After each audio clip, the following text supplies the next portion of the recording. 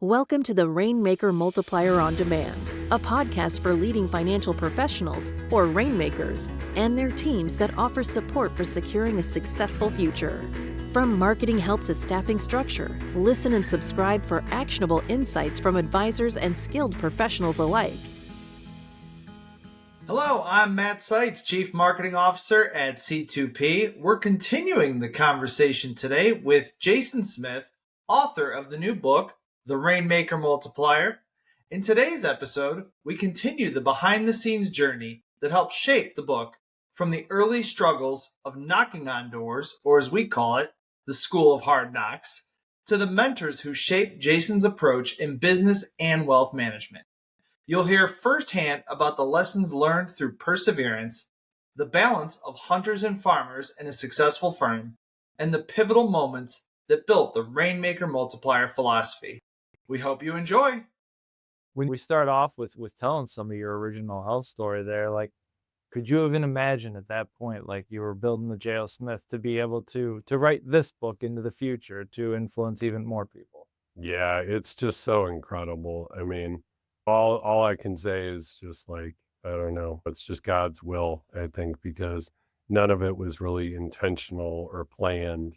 It was just a journey that unfolded one step at a time. Yeah. But I'm just grateful to be here today and grateful to have a purpose and have great people around me like you, Matt, and other partners that can help this dream come true. Oh, that's great. Enjoying the journey. Now, I guess that's nice because then you get into the book and talk about like a rainmaker in the making and where you acquired a lot of this knowledge early on that then you're able to impart on myself and the others here at C2P and J.L. Smith. Who were those, and you've mentioned a couple already, but who were those that were kind of most influential at the beginning of that journey for you as you were kind of taking all of this on? Yeah. So, I mean, the first thing that comes to mind oh man, there's just so many. All the way back to when I started out at 19 years old and I was selling home health care policies door to door for a commission. And it was a tough road. I was supposed to go play basketball and blew out my ankle and lost the scholarships. And it was like, all right, I guess I'm going to the family business and slanging insurance policies door to door. And it was so tough and so miserable. But I had my Bob Larrabee, who was since passed away more recently, who just taught me the basics of kind of prospecting and selling and that kind of stuff. And that was big. And then another gentleman who, again, has since passed away, Tony DePalma, who is a little bit talked about in the book. Mm-hmm. And unfortunately, he passed away during COVID in the hospital. But he taught me so much about investments and investing.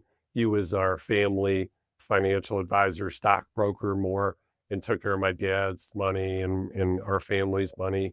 And I learned a lot from him through the years, and a lot of just life lessons too. And then I definitely just had a lot of kind of wisdom departed on me, like from attorneys and CPAs and like even grown up, like my dad, right? Which my dad was a workaholic. And the one thing he really gave me that I'm very grateful for is definitely work ethic. But the other thing he gave me was like, every night he would have a different insurance professional, stockbroker, attorney, CPA come to dinner. And like, he was such a workaholic that like literally he worked at dinner with all us family there. And it was just business conversations every night at dinner. I mean, that's how, so it was like from the time I was little, it was just like, this was deeply ingrained. That was the normal. Like, yeah, like even this idea of holistic wealth management. Now, he was just doing the insurance part, and that's what I started out doing because I went from home health care to then doing annuities and life insurance, and then ultimately layered in the tax, and then really the estate planning. I became certified estate planner before then. The lastly is when I bolted on the investment business when Tony was getting ready to retire and kind of phase it out because I didn't want to compete with him. I always had him being the guy. Yeah. But the one that does stand out the most, and I don't want to kind of saving the best for last, was Dan Sullivan, a strategic coach. Mhm. I've been affiliated with him since 2006. So going on 20 years.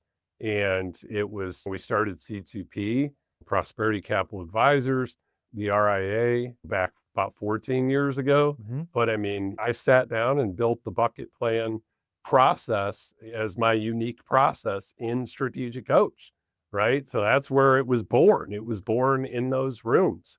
And ultimately, the Rainmaker Multiplier was born in that room of the whole Huh. concept, C2P, and which is Clarity to Prosperity, and the RIA, Prosperity Capital Advisors. The whole idea, the naming, the unique processes around it, building a unique ability team, it was all like textbook strategic coach 101. And so there's nobody that I'm more grateful to. I also want to say, like, I was really good on the insurance side. I got really good on the investment side and the estate planning, but a game changer was the tax planning and tax management. And I learned that from Ed Slott. I mean, I was in those rooms twice a year for I don't know how many years. A few years back, I stopped practicing working directly with clients to focus more on just running the businesses Right. and helping other financial advisor entrepreneurs. But up until I stopped seeing clients, I was in religiously in those Ed Slott groups, being an Ed Slott Elite IRA advisor. So many of our practice at JL Smith are part of it, and across all of Prosperity, our financial advisors. He's the best in the business. And it's really cool because our business partner, Dave Allison, has become like Ed Slott Jr. I mean, the guy is just unbelievable how good he's become in advanced tax planning and management. But, definitely Ed Slott was an unbelievable mentor of mine as well. Got it. So a little bit ago too, you hit on this, and I want to dig a little deeper into it. How you gained a lot of your financial education and entrepreneurial spirit from the school of hard knocks, like you said, literally going door to door and knocking on that. What did you learn from that experience that kind of shaped what you built here? Yeah. I mean, I definitely learned perseverance, right? And it's funny, Matt, I'm gonna flip over to like and very related to this. My wife and I, is we had two sets of twins Mhm. within a 2-year period, and they're now currently 7 and 9 years old. Boy, girl, Wyatt and Berkeley, Lincoln and Lennon. And we were raising them in the city we're sitting in right now, Westlake in Crocker Park, which is like an outdoor mall. It's like you can't get more yuppity, I don't know what you want to call Right. bougie than best you can get in Cleveland, pretty much, right? And every day I'm taking them to Starbucks and getting lattes and cake pops and whatever. It's like, if nobody can find anything to wear, we're going to buy clothes. Like, what are we doing with ourselves, right? And so my wife, this is a couple years in after they were born. And so my wife and I are like, all right, like it's time to make a transition. The only reason we were living there is actually didn't think we were going to have the kids. That's a whole nother story. Before we got two sets of twins, the conversation my wife and I kept having, we both grew up with a lot of struggle, right? A lot of hardship. My case, a lot of trauma, right? Her case, just hardship, right? Extremely poor, very like poverty, right? And it teaches you a lot of adversity, how to overcome adversity, Mhm. right? And it teaches you a lot of things. Struggle does, right? And I would ask my wife often as my kids were just very young and as we were living in Crocker Park, I knew it was temporary. And I'm like, how do we manufacture struggle for our kids so they can learn the same life lessons we've learned of how to overcome adversity?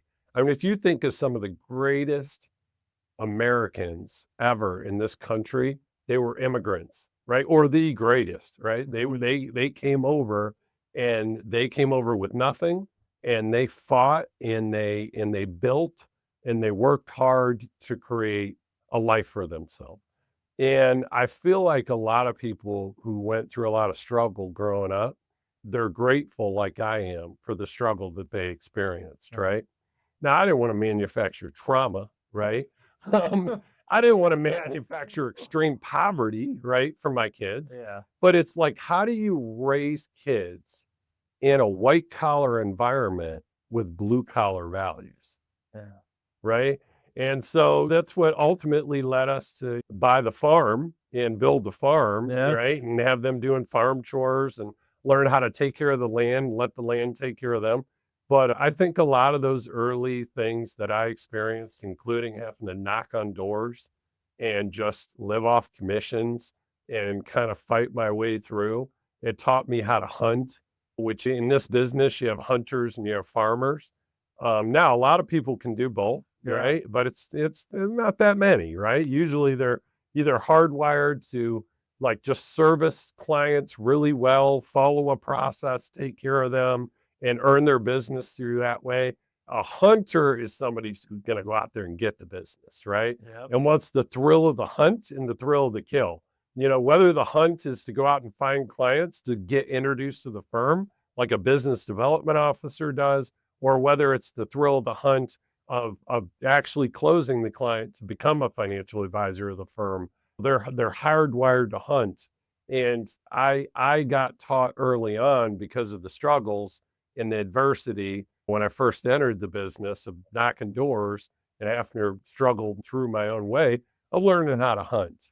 So but both are necessary because at the end of the day, I really am more of a hunter, not literally. I don't walk around shooting animals, Right. but I would. I think as long as it was like something I was going to eat or was on verge of killing me, then I could shoot it. You can force yourself there. Yeah, anyway. But I think both are super important because like in order to scale your business, and we talk about this in the book, is like it's so important to have both. And like so often what happens is a financial advisor entrepreneur, and I know I'm guilty of this. I thought this way for many years, and it was like I got to hire a hunter. I got to find somebody who's going to go out there and pay for themselves, right? Yeah. Immediately Because like you were a hunter. right, right, and that was, like, all I was focused on, but in reality, what I came to learn later on was what I really needed was a farmer Mhm. that would come in, and I tell the story like Jeff Yep. Warrington. Yeah, so he came in, and he Yeah. was able to take care of my clients better than I was taking care of my clients because he loved loving on the clients, right? Right. And taking care of the clients, and he would earn referrals and more business and be able to continue to grow the firm in that way. And then I was able to focus on my unique ability, which is really hunting and Yeah. finding new opportunities. So it freed me up tremendously to be able to focus on growth and growing the firm. And it's like once you have that paradigm shift and you start thinking of key employees as an investment instead of an expense, that's when, I know for me, everything changed. And it was really finding those farmers so I could keep growing and keep feeding them. Right. Yeah. Yeah. Yeah. Because it's really like what I guess that's the lesson from that is you talk about your kids in that environment, your environment go knocking door to door, your environment created that hunter mentality. And I Yeah. think that's why a lot of the advisors that are the entrepreneurs, like your environment dictates that you be a farmer or a hunter, I'm sorry. Exactly. And it's like the key is like you want to ultimately in your early stages, you're better off to find and surround yourself with farmers as you because listen, most entrepreneur business owners are going to be good at hunting, right? Like they're not going to have built Yeah. a good book of Right. business, right? There are some out there that just were the way things worked out, whether they work somewhere for a while, were able to move their book of business and then just service and grow through referrals. And over time, just as an unbelievable farmer, grew a huge business in that way. But more often than not, I think they did have the ability to go out there and do prospecting or business development or those kind of things to in marketing to grow their business. We're able to figure those things out. But I think in the early stages, most of those people, You need to find good farmers, you know what I mean, to take care of their book because they can keep growing it. But then in your latter stage, you really need to have the hunters to truly make it a self-managing company that is thriving, not just surviving in your absence. That's the big difference. The second time that I had the surgery, that I was out for 5 months, as you know, Matt, it was lights out for JL Smith. They had their biggest quarter they had ever had Right. during that 5 months when I was out, which was really cool. Thank you for watching and listening today. If you'd like to dive into Jason's book yourself, you can order a copy at c2pe.info/order RMM book. We'll also have the link in the description below or wherever you're watching or listening today. Don't forget, the book also has an accompanying toolkit that gives you bonus chapters, templates, and more. So get your copy now. In our next episode, Jason shares the origins of the bucket plan and how its framework evolved into a cornerstone of comprehensive financial planning. We'll see you on the next episode. Thanks for tuning in. This podcast was brought to you by C2P, an organization whose purpose is to educate, train, grow, and support holistic financial advisors so families can achieve true prosperity. Never miss an episode by subscribing now to discover new resources and strategies. Visit c2penterprises.com to learn how we can help scale and secure your business. At the time of delivery and any subsequent publishing, information was deemed reliable, but is subject to change by the time of listening or viewing. The contents of this piece include options and projections of C2P, are subject to change, and are for informational purposes only. The information provided in this presentation is not intended to be individual investment, tax, or legal advice.